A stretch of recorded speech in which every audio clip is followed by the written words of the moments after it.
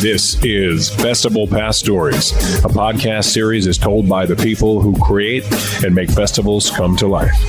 You will go behind the stage, kitchen, or studio door to hear the stories of passion and inspiration that started some of the world's most beloved festivals. Hear the startup stories and how an idea went from what if to what's next.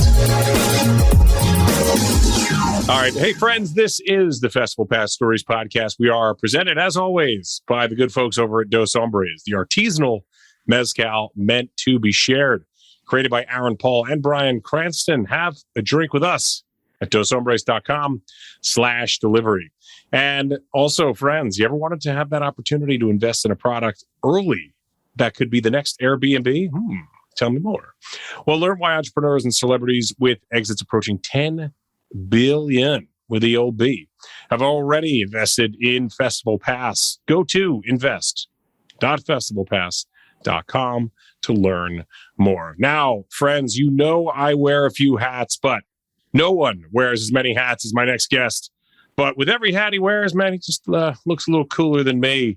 For those watching today, he's not wearing a hat, but you go to his website, you're like, I wish I could wear a hat like that. I wish I could look that young and cool. But ladies and gentlemen, he's made a living as everything from a singer to a songwriter to an entrepreneur to a Mystequiero. And we will find out the answer to what the hell that means in a little while. But he's also been an artist. He's an artist still today and a personal coach and a business coach. And as Jay-Z might say himself, he's a business man.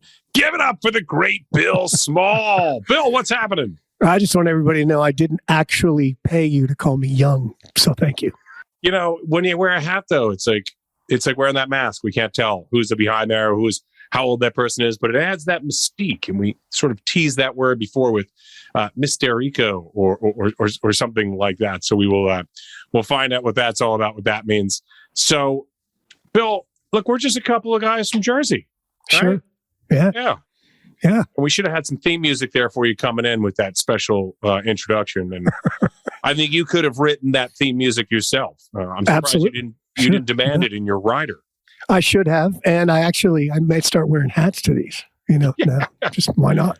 It makes the headphone thing weird, but whatever. Right. The headphones will sort of like float up there, but most people are listening anyway, right? Who's really watching? It's why I didn't shave, and neither did you. Excellent. But of course, we've got our Dos Hombres logo behind us for those watching. And if you haven't had that mezcal, I had some over the weekend in I had an old take on the espresso martini instead of vodka. Did it with mezcal. How was that? That actually sounds really good. Smoky finish. Yeah. Beautiful. Yeah, that sounds great. I live in Texas and have for the last 30 years, so all things made from agave are good. Yeah. Surprised they haven't tried to make some agave wine down there yet. It's called tequila. Yeah, it's true. It is called tequila, Pat. Yeah, and mezcal, it's agave cousins. That's right. Just made slightly different. But look, hey, we're not here to talk too much about mezcal. But if we were in person, I think we'd be sharing a couple ourselves. But that's what Dos Hombres is all about, meant to be shared. And we will make sure we get you some after the episode. And as I said, you're a guy from Jersey, so am I. And look, you had no choice in this music career that you got into. You grew up in a musical household. And I love this. You had two older sisters. I had three older sisters. The similarities are just too much with the two of us here. We are brothers from another mother, I believe, from the mezcal, the Jersey, the older sisters. But, those older sisters truly molded my music taste. Was it the same for you, or you were just a total independent guy?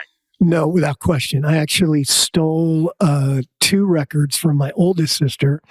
Nice. I stole Crosby, Stills, Nash, Deja Vu, and I stole Meatloaf, Bat Out of Hell. I still have them. I don't know if she knows they're missing. They've been missing since 1974 or something. But how do you hide a record like that? Then the records, kids, it wasn't an MP3 where you could just hide it on a file on your phone. I was just hoping she wouldn't. 12 by 12. It was like one of these squares behind me here. And then I actually remember my middle sister, she had a sticker on the door to her room from Pink Floyd Dark Side of the Moon. And of course, I had no idea what that was. Yeah. But the very first time that I got to just go to a record store by myself and buy anything, I bought 2 cassettes. And Dark Side of the Moon was one of them, only because of that sticker on the wall. Yeah. It was so iconic. Yeah. The music, but if you didn't even listen to music, you're like, what is that? And I'll give you a perfect example of that. My father I wouldn't say he'd be a Pink Floyd fan or a rock and roll fan in general, not really his genre. But we had a cousin who was kind of moving from place to place, and she just needed a place to store her stuff. So she asked my dad if she could store stuff in the garage. And he was like, yeah, sure, no problem. And she stored all her records. So I was like the kid from Almost Famous, like just That's going fantastic. through the records. But Dark Side of the Moon was in there. And I remember my dad just like in the garage one day, and he just saw it. And he's like, I saw you rifling through Betsy's records. I was like, I didn't take any, I swear. And he's like, yeah, I know, but he's like, this one really caught my eye. And then you'd open up the jacket. Oh yeah. And there'd be all the lyrics in there too. So he's like, these guys are poets. Have you read any of their lyrics? When you run and you run to catch up to the sun, but it's sinking. That's beautiful. And I was like, standing there, like, can I go to Little League now? Like, yeah. I was just like, Dad? He wasn't, I was waiting to come home later and smell a joint and he'd be playing it and hanging out. And hear that guitar, that mysterious guitar. That's awesome. But no, didn't play it, but loved the lyrics. I always thought that's that so was cool. amazing. Well, I love that. Yeah, and I miss that, right? It's like now either there's no album covers really. I think some artists now are doing some like cool limited edition albums, and I think that's really a nice throwback. And I think what they're realizing is like their stuff is just getting lost. So you got to have some kind of piece of branding to go along. Well, and also I think, CDs aren't selling like they were, though I heard 2021 there was kind of a big uptick in actual physical CD sales, which is crazy. Wow. But people do buy vinyl. Yeah. Not to the extent, obviously, that they did when we were kids, but if you have a fan base that, likes to buy things from you, vinyl's a great thing to be able to offer them. Yeah. And besides like Pink Floyd, what else were they? Was it all the rock of that time? There was that. My oldest sister is, by her estimation, one of the biggest Todd Rundgren fans on the planet. So that's just got pounded into my brain all the time. And my parents are, they had me late. So my mom was 43 when she had me. Yeah. My dad was in World War II, so they were, they're of that generation, right? Wow. So their music, musicians themselves, though. They could both sing and play a little bit of piano, nothing major. But we did, Christmas. We'd all gather around and sing Christmas carols and all that. But their record collection looked more like 40 swing music and cast albums from every Broadway musical you can think of, which so was also really formative and great for me. Yeah. Yeah. There was always music playing. Like you'd come home and there'd be a record player or perhaps even not a phonograph, but an actual record player. Yeah, we had one of those big giant Magnavox console record players in the living room that sounded great. I really wish I still had that thing. And plenty of nights we would just spin records and crank that thing up, and it was fun. It is so much cooler to just put a record on and listen to it from start to finish. Yes. Than to just, you got your Spotify playlist or sure. whoever, and it's too easy now.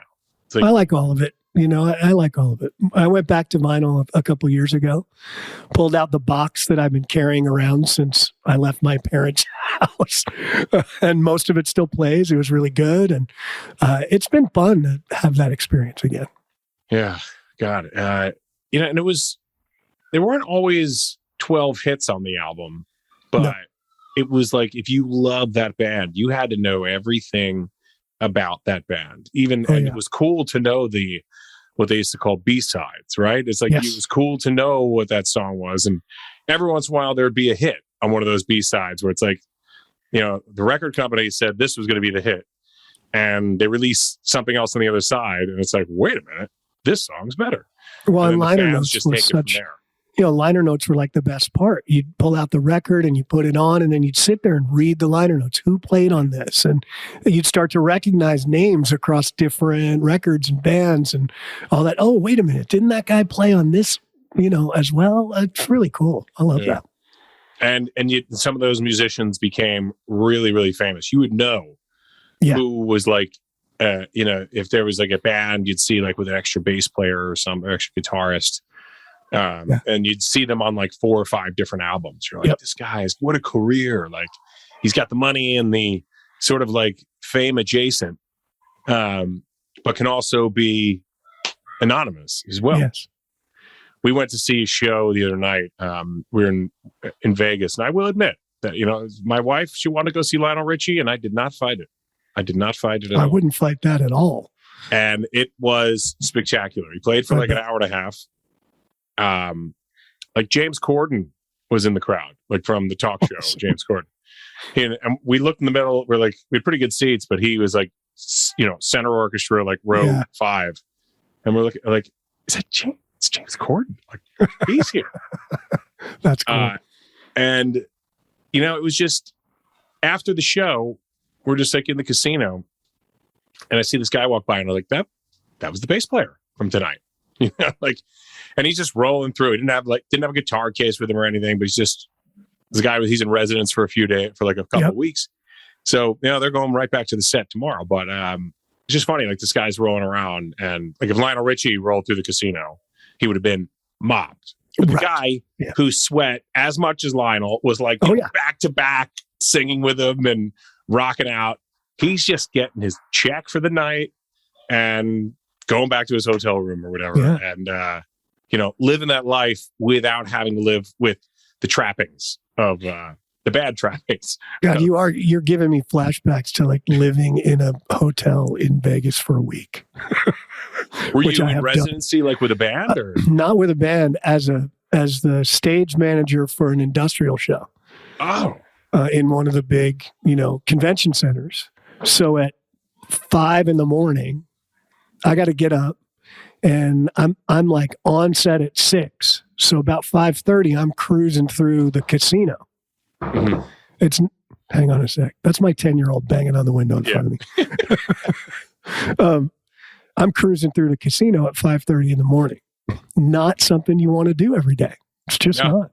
That's a weird scene, man. That is a weird scene. I've been a part of that scene, like just leaning over the edge of a craps table, and and I'm like, just one more.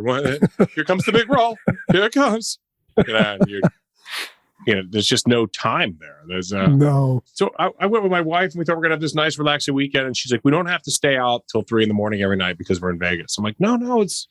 We had dinners planned every night in this show, and and then of course we ran into we knew a couple of friends that were going to be out there, so they're like, "Let's meet up," and then everything just kind of went sideways. Yeah, and we did. We ended up being out till 3 a.m. every night. I'm like, I just and up early too. Like, let's get to it. I don't know. It's just a feeling when you're there. When you're there for more than 3 nights, I think you're probably like, get me the hell out of here. But if you're there for like a long weekend, you're loving it. Yeah, I did 5 days, and that was more than that was plenty. Yeah. Let me get out of here with my fee before I put it on black on the way out, rolling my wheelie out of the place. On that note, this was like an industrial this was a corporate event that you were doing. Yes. This wasn't a music event. Correct. So in your stage manager, do you think maybe that love for that kind of work came from your early days in the theater? Because you seem to have gotten, when you were a kid, right? You just became part of this theater, this local theater in Montclair. Was it the whole theater company? Yeah, the whole theater company. It was started by Olympia Dukakis and her brother Apollo. Really? Yep. And I didn't really understand how cool that was at the time, but it was close to the house. And I started taking acting classes there, I think, when I was 12. And then immediately started trying to be a production assistant whenever I could. And I worked a lot of shows. And they would have really great actors from New York come out and do shows there, which was pretty cool to be around. And then I did so Broadway stars on their nights off or in between, maybe. In between shows, things gigs. Like that would be out there. And also just actors that I know who they are now, I wouldn't have known then. I had no idea. Is that theater still around? No, it's not. No, I was going to say, I know some of the theaters in that area, like the Paper Mill Theater. And, right. And that was there when I was a kid, Paper Mill Playhouse. I saw Anything Goes with Ann Miller there when I was a young kid. It was really cool. Was I in Anything Goes in high school? No. I was in Bells Are Ringing. I had to think about it for a second. Senior year. Yeah, I did. It was my senior year, and I remember one of the nuns had asked one of my best friends to be in the play. Like, Billy, you should be in the play. And I was like, what about me? So and then Billy had this small part, and I decided to take my part and turn it into this whole other character that didn't have pants on. And, I'm sure the nuns loved that. Yeah. Yeah. My friend Bridget, who is one of the stars of the play, before we went out on stage, I'm like, Bridget, I decided to do the curtain's about to go up. I'm like, I decided to do this role without pants. Okay. And she's like, thanks for telling me. Okay. And she's such a pro. She would have been able to get through it anyway, but. Well, I don't know. The place I grew up, this little town in New Jersey, just at that period of time, there was just a lot of good stuff going on. I had joined middle class. It was different. Yeah, right? I had joined. Yeah. Oh, absolutely. Totally UMC, upper middle class, place, but really cool because it had this connection to New York and to all the things that were going on there. I had joined the school choir in 5th grade. And unbeknownst to me, we had an English teacher in middle school named Ken Schwartz, who used to write musicals for the kids to perform. And he heard me sing and wrote me a part in the next one. Pulled me aside after class and said, hey, I need to see you. I'm like, oh, am I in trouble? He's like, what did I do? He's like, no, I heard you sing and I need you to sing this song for me in this show. The show was Robin Hood Weinstein. Oh yeah. He did this thing called Robin Hood Weinstein. So it was this spoof on Robin Hood. And it was all original music in everything he did. Which was just a super cool introduction to being on stage and being in theater and, just doing all of that. What would Robin Hood Weinstein, what was his arc of his character? I really don't remember, but it sure was, it was funny and fun and the music was great. Amazing. Yeah. And for those who are scared right now and are going to report me for not wearing pants during a high school performance, I was wearing boxer shorts and I had a trench coat over top. Okay. Okay. All right. Yeah. Right, so just people are trying to cancel me. As a matter of fact, in Anything Goes in my senior year, I had to appear in boxer shorts with no pants. So look at that. It's happening again. We got all this stuff in We're just a little too close here. Yeah, it's weird. If I passed a mezcal through this side of the screen, that would be cool. That would be. We'll have to work on that. Invent that, please. So the theater was one thing, but your love was really with the bands. What was the name of your first band? And what was that group like? My first band was called, it's so embarrassing, Illusions. Whoa. Yes, which I think we then changed to Valhalla. Yeah. Why, I don't know, we were like little Norsemen. I don't know. But it was myself and I knew a drummer and my next door neighbor. We were sitting around and I was telling him that I'd been playing with this drummer and he said, well, I want to be in the band. And I said, great. What do you play? He said, nothing. I said, can you play a bass? He said, what's a bass? I said, great. Let's go look at one. Yeah. So we got him a bass. Recognizing what you don't know is the start of greatness. He actually, we played together on and on for years, moved to Texas together. And And he turned into a really fine musician. It's pretty great. So after your Valhalla decadence, you decide that, maybe this, as many people do, it's time to, the high school garage band. Yeah, man, we're good, but we're just a couple of kids. So you go to get official training up in Boston. You go to Berklee College of Music. Yeah. Was that like something that was that a dream of yours, or was like your parents were like, you're not going to be in a high school band, you're going to college? I wasn't going to go to college. I actually made that announcement. Unbelievably enough, my parents did not completely freak out, though I'm sure they didn't like it. And we moved when I was in high school, so I graduated in Oklahoma. Oh wow! And was your father? You said your father was in World War II. Did he remain in the military for his career? No, he published educational textbooks, so school books. Okay. And that business in that period of time in the 70s and early 80s was consolidating. So big companies eating up the other companies. And he'd been in it so long, he was already always upper level management. And of course, those are the guys that have to go. So he ended up moving around a bunch. And when I graduated in Oklahoma, I spent the summer there, and then I hightailed it back to the East Coast. And I spent 2 years working in the city and helping a friend build a recording studio and playing in bands and doing all that until I kind of ran out of gas. A couple of years later, I was like, what am I doing? I don't know why I'm doing this. I should probably go to college. And so you went from New York, you moved to New York City and then college.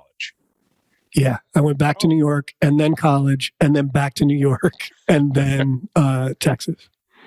But what was that experience like at, you think you're this, young, tough musician guy, and then you get around people at Berklee, and this is, not like Whiplash kind of stuff, not like, again, not my tempo, but these are serious musicians and these are students trying to take it to that next level. Yeah. I mean, were you serious enough for them, or did you just have to be yourself and just be like, whatever? I think I made a really stupid, smart decision in that when I moved up there, I moved before I had, right after I applied, they actually only conditionally accepted me to school. I applied as a guitar principal, a guitar player. And they said, yeah, you can come up, but you haven't had enough formal training. So we suggest you take some lessons, and they gave me a list of guys. So I moved up there into an apartment with a buddy of mine from New York who was going to the school. And I never lived on campus. So I didn't have to deal with being inundated with people who could just kick my ass musically. And before school started, I realized that learning guitar in the way that I was going to have to for school was going to squeeze all the fun out of playing guitar for me. So I became a voice major the day before classes started. Okay. I announced I wanted to do that, and they said, okay, run over to the voice department. You got to talk to this lady. You got to sing for her. And if she says it's okay, you can do it. And she did. Ken and Schwartz I did. said I could sing. So, that's right. Yeah. And it's the best. That is the best thing I ever did. I ended up with a great voice instructor who changed kind of everything when it comes to that. And hung out for 4 semesters, did the best I could, and then left. So, and you went back to New York afterwards? I did. Was this like back to, live the dream, or was it back because you had a job waiting for you, or you were just like, I'll figure something out? I was playing in New York almost every weekend, and I thought, why am I in Boston right now? Yeah. I did a brief shorter stop. Commute to the down to the bitter end on Bleecker Street or whatever. I did a brief stop in Chicago on the way, played there a little bit, as my folks had moved there by that time. And then back in New York, playing in bands and doing whatever I could until, again, I kind of ran out of steam. I was like, what's going on here? I can only play the Red Lion from 12:30 a.m. to 4:30 a.m. so many times before what am I doing here? Red Lion shout out, folks. That's a good one. Yeah. And so then me and a couple of the guys I was playing with decided to move to Austin, Texas, and see what was going on down there. Yeah. And that was just because you're out of fuel, you're out of gas, and you're like, we got enough money to get down to Texas. Yeah. Let's get down there and we'll make it work. Yeah. And it exactly. That like, yeah. I mean, sorry, Pat. There's not a earth-shattering story behind that. There is no great reasoning behind that. My folks lived in Austin in the 50s. Both my sisters were born in Austin, Texas, so they always talked about it. And at that time, Stevie Ray Vaughan was kind of big. Oh, yeah. So, and I loved that. And there was a lot of other, like Charlie Sexton, and there was a lot of other music coming out of Austin. People were talking about it. I came down and visited. And let's see, the day before I visited Texas, I had to throw hot water on the side of my car in New Jersey to get the key in the door because it had frozen. Yeah. I drive down to Austin. You're like, I'm wearing short sleeves. That's enough. That's it. Yeah. Yeah. I'm wearing short sleeves in the middle of February, and there's music in every doorway. It was fantastic. I was like, I'm coming here.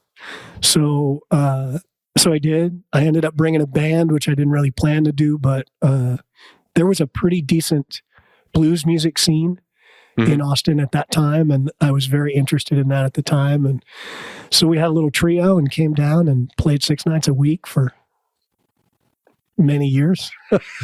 And it was great. It was great. That's how I got my, the first half of my 10,000 hours, I think, was really just doing that. Now, was this the Heavy Weather Band, or was that yes. the band? This is the Heavy Weather Band. That was Heavy Weather, yeah. Which is really funny. Did the cool kids just call you Heavy? That would have been cool. No, we heavy tonight, man.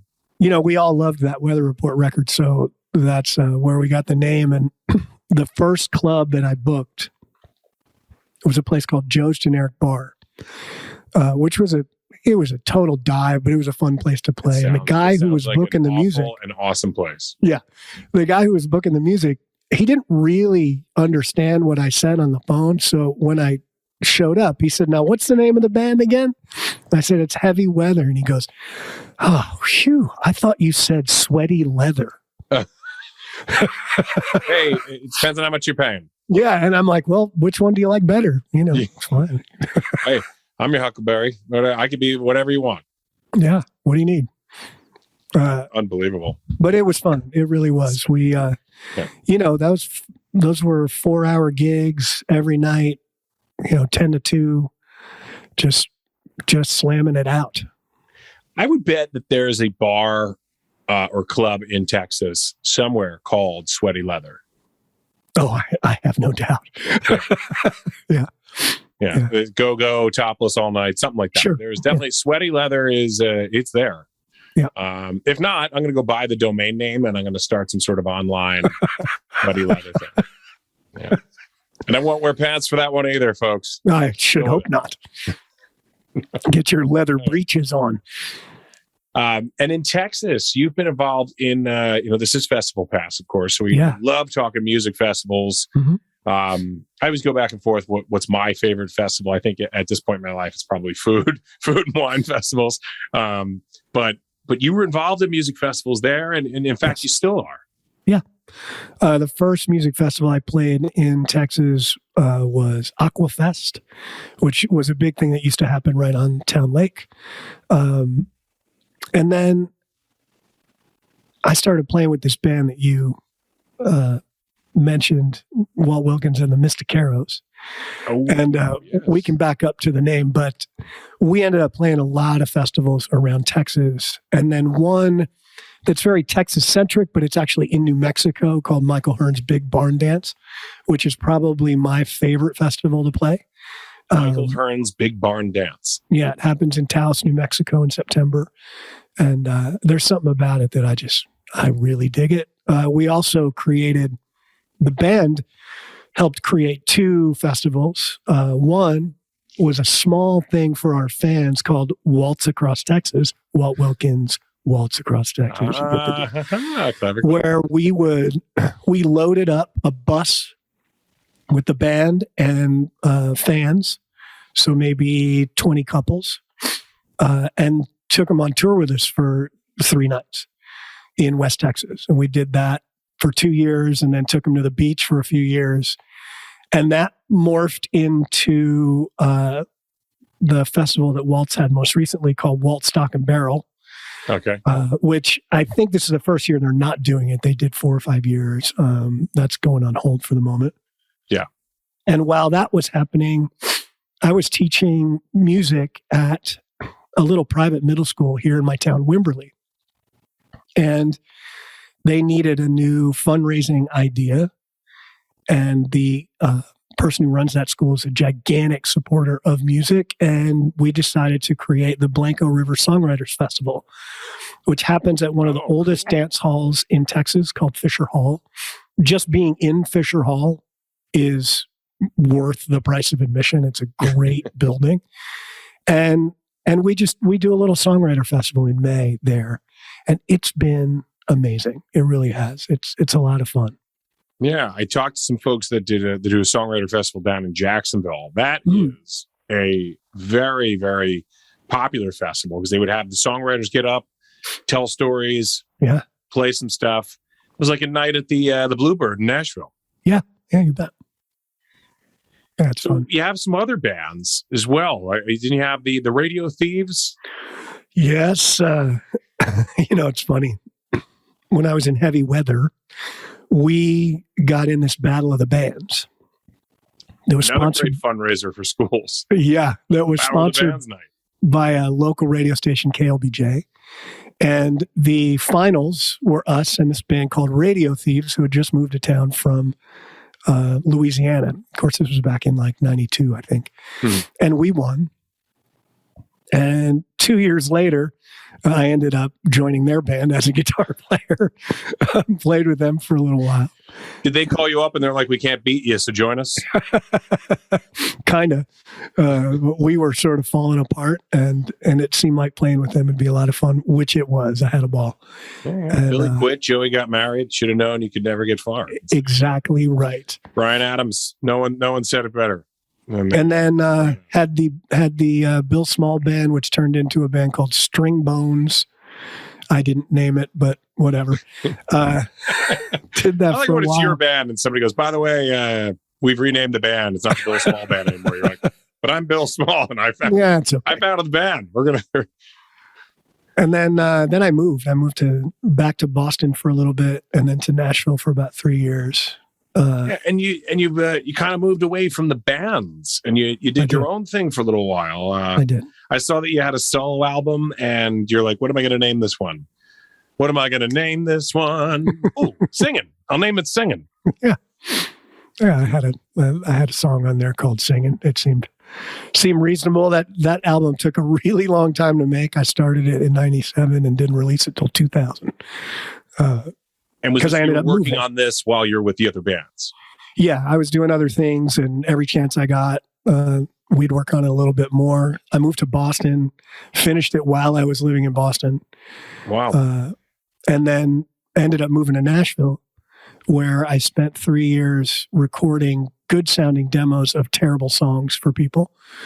But it was great. I kind of learned where the bar is for the professional musician, because the guy who pumps your gas plays better than you do. So figure it out. So you're writing for other people now as well. So you got your own solo album.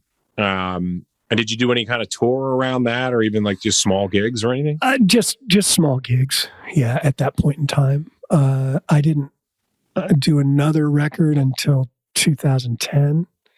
And I toured around, did an East Coast tour for that, and of course all over Texas. And the writing always needs to be precise. Whether you're writing jokes, you're writing speech, you always want to have that hook that people are going to remember. Sure, something in there. What's it like to try and sit down and write a song? Because that's terrible and wonderful. When I was a young kid, I couldn't pick up an inch. I really didn't play. I played the saxophone for a little while, and if you handed it to me right now, I'd be like, can we smoke weed out of this thing? Like, that's probably all I can do with this after all these years. But, I always thought I could write a song. And it was pretty much like, when you're like some of that rock that came out in like the late 70s was sort of some of that almost like a softer rock where everything was just very much just rhymey and schmaltzy.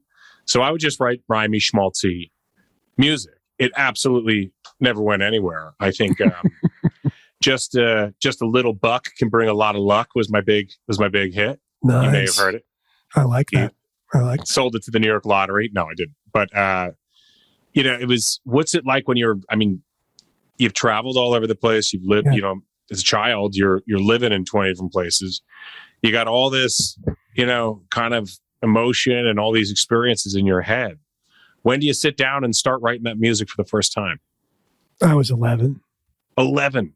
Yeah. But you unlike me, you were, you were also playing some guitar. I was, yeah. And a little piano too, or was that was a little bit. I started writing songs, and then I wrote lots of really terrible songs for a really long time. And then I think I wrote a lot of mediocre songs that I could sing really well for a long time. One of the things that being in Nashville did for me is it also allowed me to study the craft of songwriting a little bit more and really understand the craft of it instead of just I think before that I just would kind of something out and hope that it worked. If you do that enough times, maybe you get lucky and have something that's pretty good. But once you start to really get that there really is a craft to it. Oh, no doubt. You can take something that is kind of okay and make it a whole lot better. And that's how I ended up playing with, in a roundabout way, playing with Walt Wilkins, who I heard about in Nashville. And I was writing with a friend of mine at Curb Publishing. And we came out of the room and the guy in the office said, "Hey man, sit down. I want to play you something." And he puts on this demo of a song called Some Men Fall by Walt Wilkins. And if you've never heard it, go find it. Some Men Fall. And this was the demo version of it. And I kind of sat there with my mouth hanging open, and I didn't know if I was inspired to go write better or inspired to just quit because it was so good.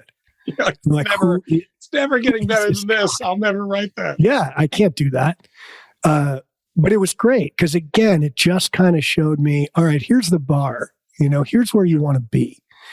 And interestingly enough, within 2 years of hearing that, we were in a band together in Texas. So, yeah. How did that come about? I moved back. Did you seek him out? No, I moved back. Our mutual friend who I was writing with that day that I heard him moved back. Then Walt moved back. And I did one gig with him, like a songwriter gig, like 3 people all trading, back and forth playing songs. And the other person on that show stayed in touch with all of us. And Walt needed a band he had booked 3 gigs that he was unaware that he needed a band for.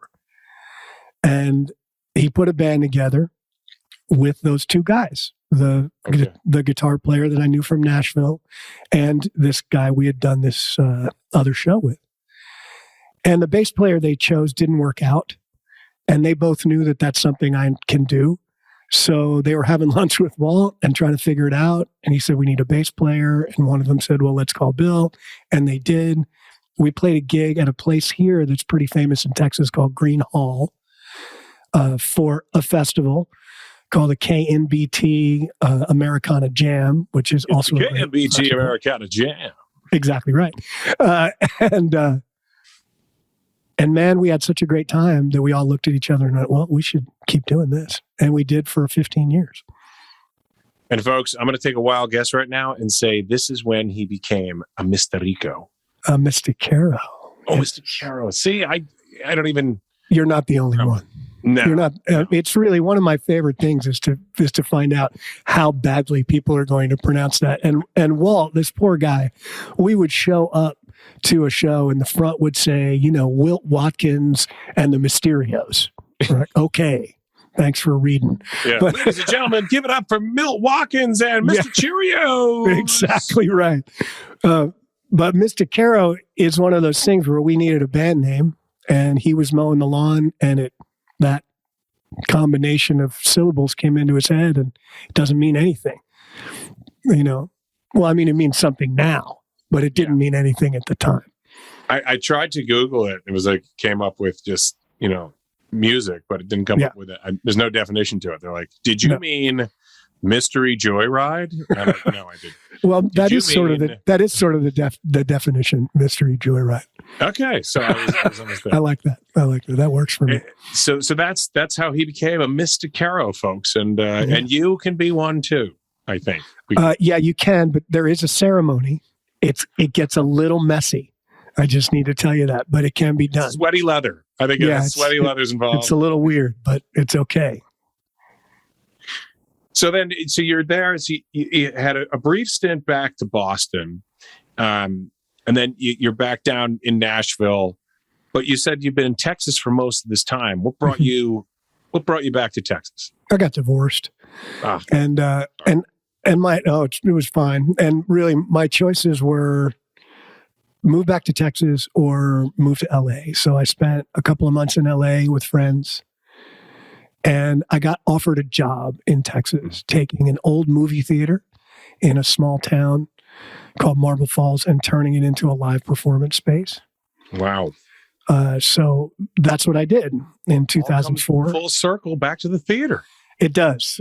And I actually, I designed and built the proscenium and installed the sound system and did all the stuff. It was a whole lot of fun, and ended up a couple of the schools in that town ended up doing their plays there. So I hung their lights and ran their shows, and it was really fun.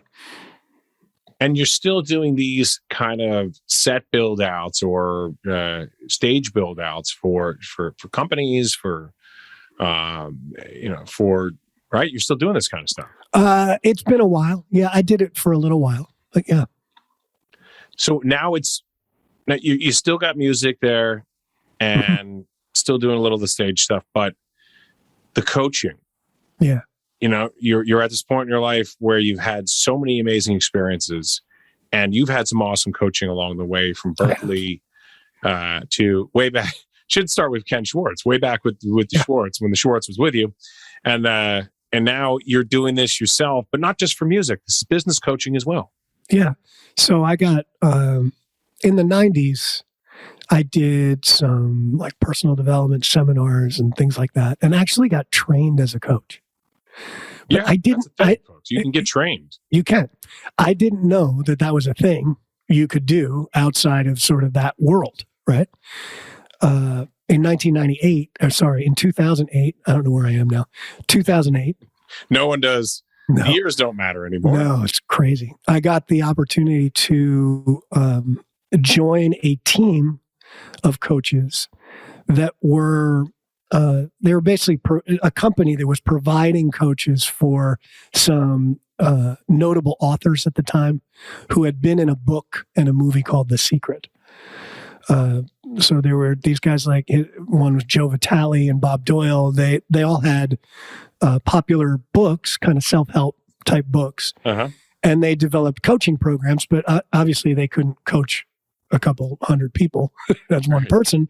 So this company sprung up to fill that void, and I became a coach there. And in that first, 10 months of being there, I probably coached 90 people. Wow. Yeah. So that's either you're going to love it or you're never going to want to do it again. And then it was 2009 and nobody was paying for coaching programs at that point in time. The economy had kind of gone. We don't need the consultants right now. Yeah. Sorry, thank you. But it's something I kept doing on the side. And after we had our son in 2011, I got a little more serious about it and decided you're remarried now. Yes. Okay. Yep. And decided to take it a little more. It did. It always does. Decided to take it a little more seriously. And so now I kind of split time between music and coaching and whatever else I can get my hands on. So during the last 24 months of working from home and virtual events, kind of like this here, were you able to, of course you could play music virtually, but were you able to do coaching via Skype or? Luckily, that's the only way I've ever done it is on the phone. Wow. Yeah. So it was a natural thing. You're like, oh, it was perfect. This is even going to be a boom for me, perhaps. It made it more difficult to get new clients because generally how I would do that is being out in the world, which I couldn't do. But that's slowly been okay. And I've moved some more of that client acquisition type stuff online just to see what'll work. I can't say that has worked fantastically for me, but it's something. But I've been very much able to keep that side of my business going. The live performance of music, of course, went away, which I'm starting to be able to do a little bit more of now. But, we played on January 1st and we all got COVID. So what are you going to do? It's still a little weird out there. Yeah.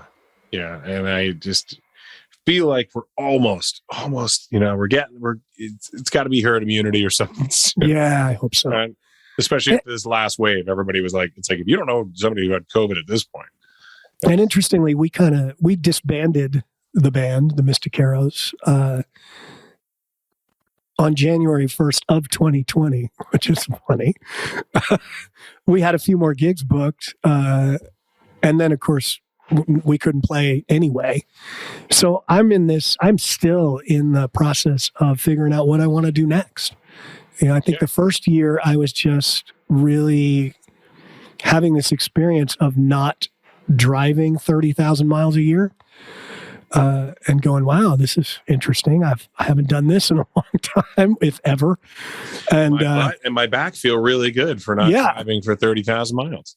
And now I'm really interested to see what's next. I'm trying not to be too, it has to be a particular way, about it. Yeah. Curious to see what shows up. Okay. So, folks, you're going to have to find out what's next for Bill Smalls. And as we are running out of time here on our hour, if we do want to find out more about Bill Smalls, and the Bill Smalls technique is what I'll call your coaching. I'm going to call it the Bill Smalls technique. And you can use that. Run with it. I always give somebody a free piece of... I like it. That's awesome. It's a little free branding. How do we find you? Where can we find your music, first of all? Yeah. You can go to billsmallmusic.com. It's as easy as it gets. Or generally, if you Google Bill Small, that will come up.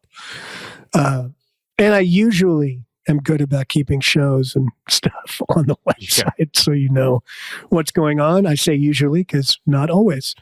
And then for the other side of me, you can go to artistmind.co.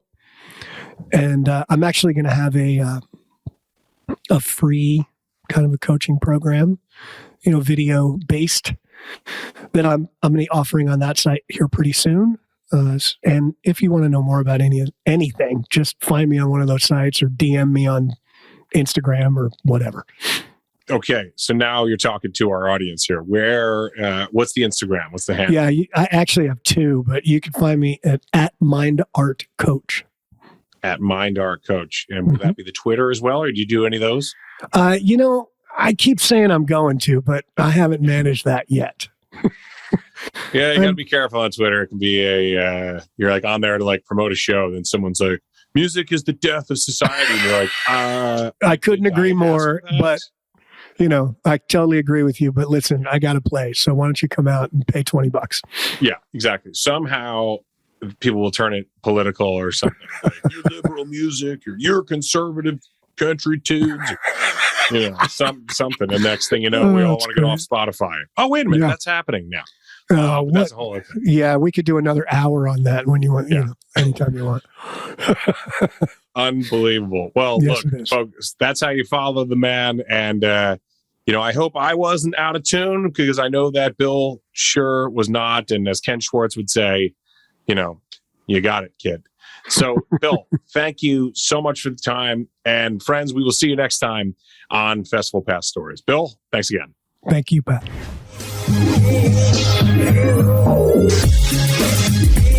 This is Festival Past Stories, a podcast series is told by the people who create and make festivals come to life. You will go behind the stage, kitchen, or studio door to hear the stories of passion and inspiration that started some of the world's most beloved festivals. Hear the startup stories and how an idea went from what if to what's next.